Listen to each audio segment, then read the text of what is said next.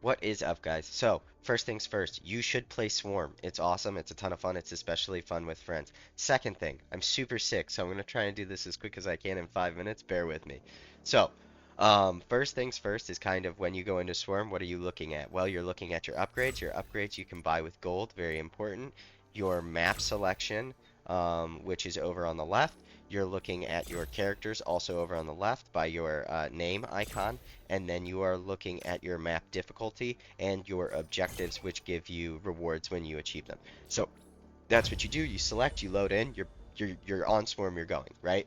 All right, moving as fast as I can still. So HUD. On your HUD, what are you looking at? You're looking at your cooldowns, you're looking at your champion's abilities, you're looking at your power-ups, and you're looking at your stats.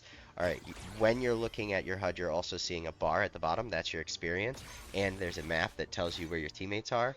Um, and then the little blue orbs are experience. So blue, purple, yellow orbs are experience. They give you experience. It helps you level up, get you more powers, get you stronger, right? All right, moving on. So how do you know what abilities and stats you want to take? Well, you're looking for stats that synergize with your abilities, right? So when you level up, you want those stats. Likewise, when you level up with powers, you're looking for powers that synergize with your stats. So stats that synergize with powers, powers that synergize with stats, and both that synergize with your champion. If you want to know what your champion wants, read their first ability. So moving forward, the next thing you got to keep an eye out for are Yummi Games. Yummi Games are for fun. They're for fun. They give you interesting rewards. Be careful which reward you choose. The Yummi icon looks like a cat on the map. You can see it right here. And then you stand in the circle, it loads up, and then once it loads up, you're off to the races. So, then moving forward, the next thing you got to look out for are the mini bosses. When you kill a mini boss, or when you see a mini boss, it's going to have this icon on the screen, and when you kill them, they're going to drop a card.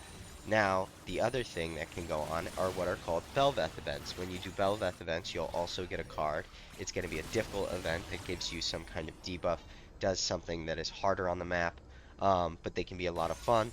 So, once you've done that, how do you get good at Swarm? How do you master Swarm? Well, it's really just about paying attention to the synergies. There's not really a lot of min-maxing if you're doing that. The only thing outside of that that's really min-maxing is what's called card collection. So when you kill a mini-boss, when you complete an event, you leave all of those cards on the ground. Now the reason why is when your abilities get to level 5, you have the ability to pick up a card, and then you can evolve that ability.